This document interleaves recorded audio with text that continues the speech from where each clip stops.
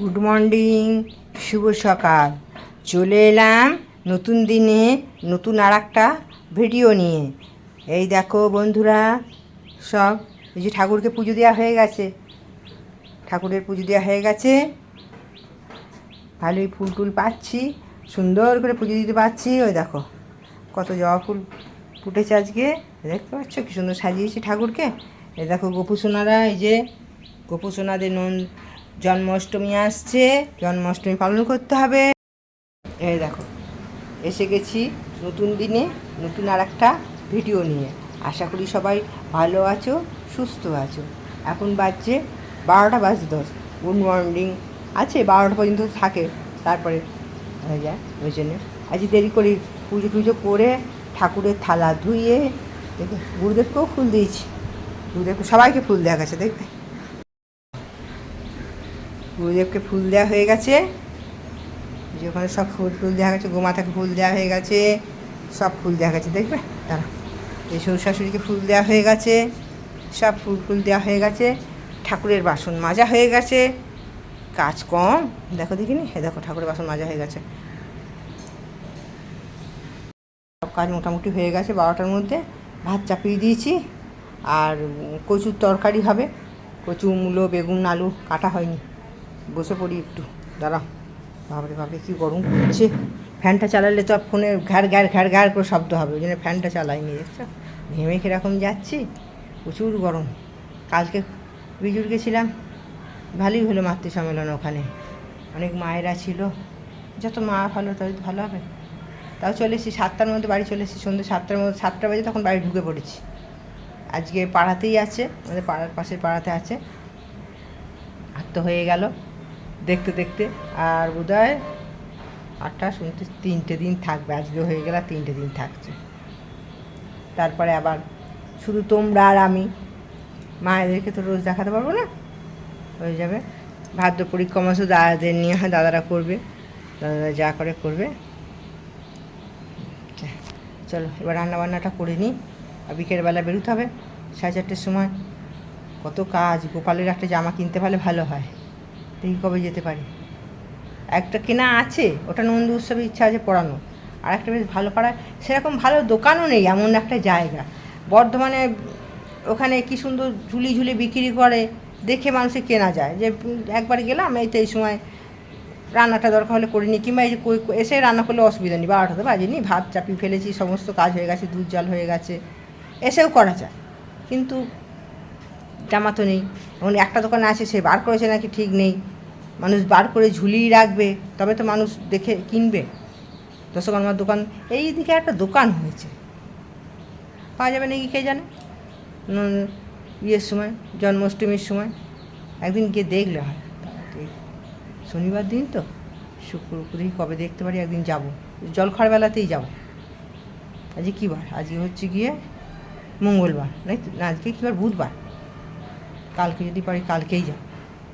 কালকে আমার দোকান বন্ধ থাকবে না, কে জানে। নতুন একটা দোকান হয়েছে, দশকর্মার দোকান একটা হয়েছে দেখছি। আমাদের বর্ধমানে কী সুন্দর পরপর 4-5টা দোকান আছে, সেগুলো কী সুন্দর ঝুলি ঝুলি ঝুলি ঝুলি সব রেখে দেয়। সকালবেলায় ঝুলিয়ে রাখলাম, এবার দুপুরবেলায় তুলে দিলাম, কিংবা সেই রাত পর্যন্ত, দুপুরবেলা তো থাকে, দোকান খোলাই থাকে, দোকানেই সব থাকে। দোকানে অন্য কর্মচারী থাকলে, মালিক হয়তো বাড়ি গেলে এমনি করে হয়তো থাকে, ঝোলানোই থাকে। একদম সন্ধ্যে 8টার পর সব তুলে দিল, আবার সকালবেলায় এসে দড়ি দড়ি করে কি সুন্দর ঝুলিয়ে দিল। এরাও তো খাটবে না, বস্তার মধ্যে খানিক পুড়ে রেখে দিয়েছে, সে কবে আসবে কবে বার করবে ভগবান জানে, আর ওই জানে। তাও একটা দোকানে পাওয়া যায়। দশকর্মার দোকান আছে অনেকগুলো, গোপালের জামা কেউ রাখে না। এখন তো সব জায়গায় জন্মাষ্টমীতে গোপালের জামা কেনে, সবাইকার ঘরেই গোপাল আছে, কী বলবো। ঠিক আছে, বকে ফেলছি, ওদিকে আবার কাজের গাদা, গরমে ঘেমে যাচ্ছি। বন্ধুরা বেরিয়ে পড়েছি আজকে আবার, এখন 4:30টার ওপর হয়ে গেছে। টুকটুক করে যাই, এখানে সব আসবে, সব একসঙ্গে যাবো। পাশেই আছে আজকে, তাড়াহুড়ো কিচ্ছু নেই, ধীরে সুস্থ গেলেই হবে। আজকে ঝুঁটিটাও বেঁধে নিয়েছি, বুঝেছ। দেখি দরজাটাকে ঠেলছে, একবার দেখি গা, এসে দরজাগুলো ঠেলে দিয়ে চলে যাচ্ছে। চলো বেরিয়ে পড়েছি। জগত জিও ভরমা মতো ফিরে নিত চারোখানে, জ্ঞানী যোগী পিলে রহে সব রাধা স্বামী ধাম का मोहि भेद जनाई, ऊंचा से ऊंचा देश है। অহংকে যত দূরে রাখবে তোমার জ্ঞানের বা দর্শনের পাল্লা তত বিস্তার হবে। অহংটা যখনই মিলিয়ে যায় জীব তখনই সর্বগুণ সম্পন্ন নির্গুণ হয়।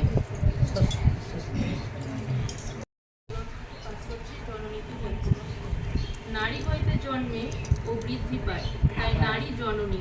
আর এমনি করিয়া সে জাতিরও জননী। তাহার শুদ্ধতার উপরই জাতির শুদ্ধতা নির্ভর করিতেছে। স্খলিত নারী চরিত্র হইতে ব্যর্থ জাতি জন্মলাভ করিয়া থাকে।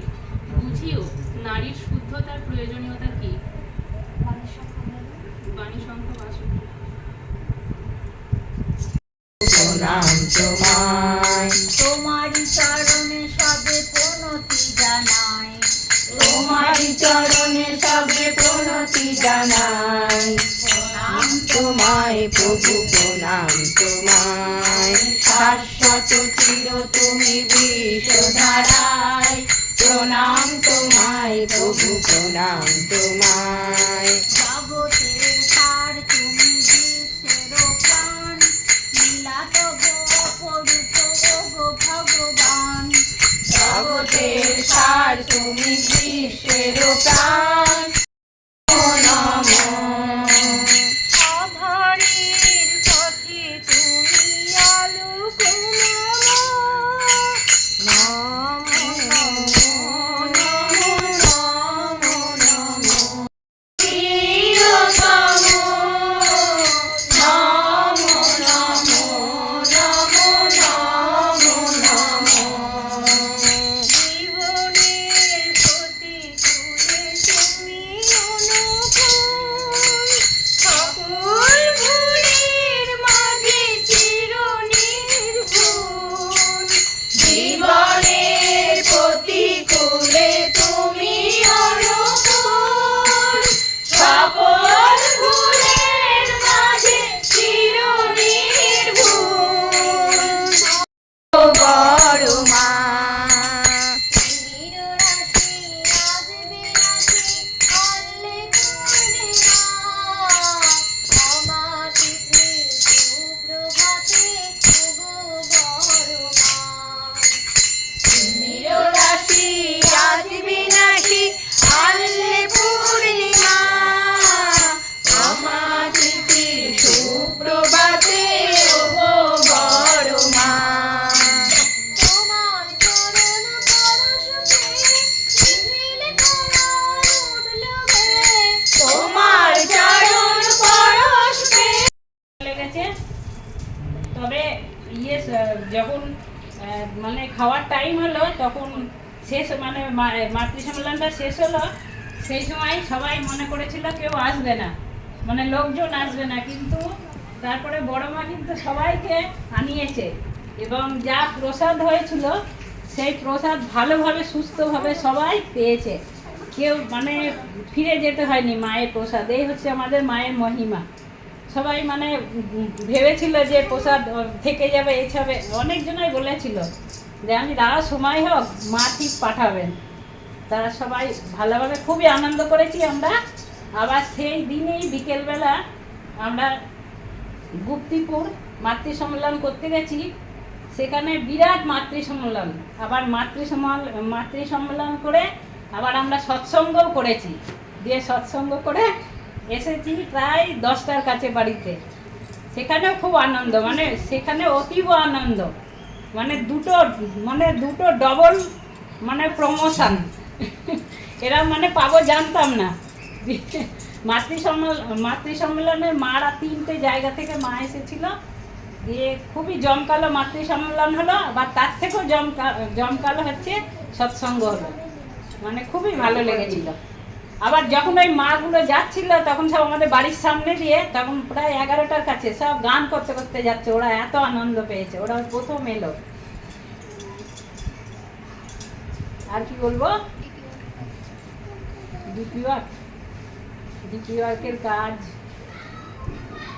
আমাদের আমাদের মানে আচার্যদেব এই বলেছেন যে ডিপির কাজ করতে, মায়েদের বেশি করে বলেছেন ডিপির কাজ করতে।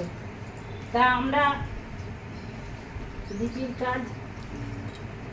ডিপির কাজে সময় পাই না, তবুও বেরোনোর চেষ্টা করলে ভালো হয় ডিপির কাজ করতে।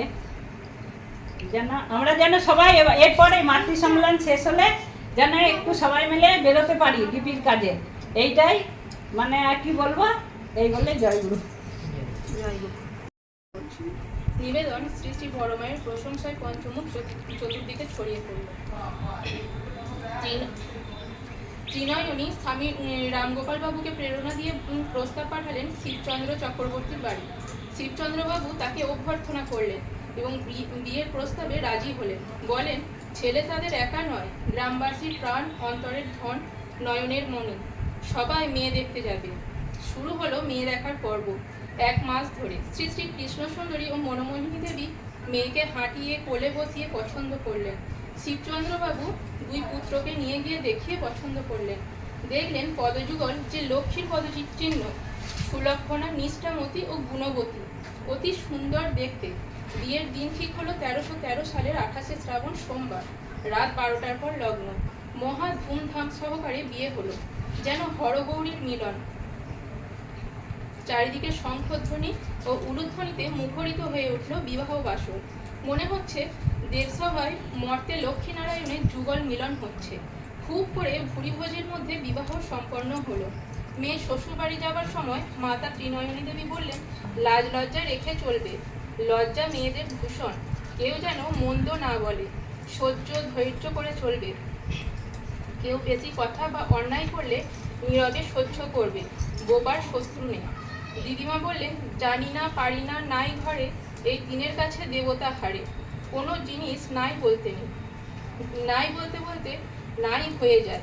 কোনো জিনিস অবহেলা করতে নেই, ক্ষুদ্র হলেও বুঝিয়ে রাখতে হয়। ষোড়শীমা ও দিদিমার কথা চরিত্রগত করে নিলেন আজীবন।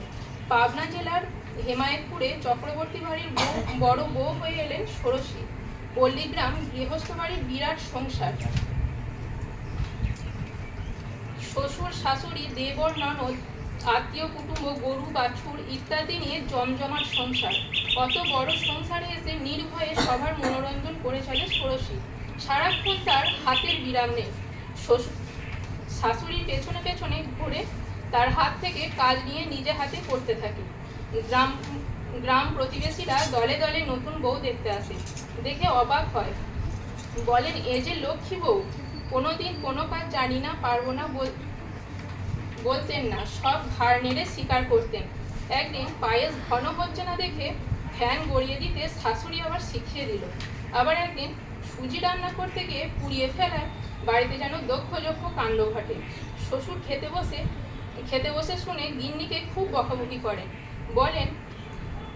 বলেন বৌমা ছেলে মানুষ, তাকে শিখিয়ে নেবে, সব কি জানে? গিন্নি বলেন, কি করে বুঝবো কি জানে আর কি জানে না? সব কথাই ঘাড় নেড়ে হ্যাঁ বলে দেয়, বলার আগে করতে শুরু করে। তুমি ওকে শিখিয়ে নেবে বলে খেয়ে উঠে চলে গেল। এমনই ধাক্কা খেয়ে সর্বকাজে পারদর্শী হয়ে উঠলেন। চারিদিকে প্রশংসায় পঞ্চমুখ হয়ে উঠল, আর এদিকে অলক্ষ্মীরা হিংসায় জ্বলে উঠল। রান্নাঘরে ঢুকে তরকারিতে নুন বালি মিশিয়ে দিত, ধোয়া বাসনে ভাত মেখে রাখত। তখন বিনা দোষে সবাই বধূকে বকুনি দিতে লাগলো। একদিন অপরাধীকে হাতে নাতে ধরে ফেললেন ও বুঝতে পারলেন বৌমা বিনা দোষে গালি খায়, একটুও প্রতিবাদ করে না। বিয়ের সময় যৌতুকি দুটি কানের একদিন শাশুড়ি কানে দেখতে না পেয়ে বললেন, বৌমা কানের কি হলো?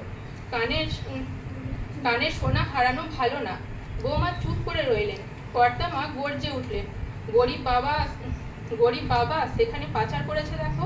কিছু না বলে কাঁদতে থাকে।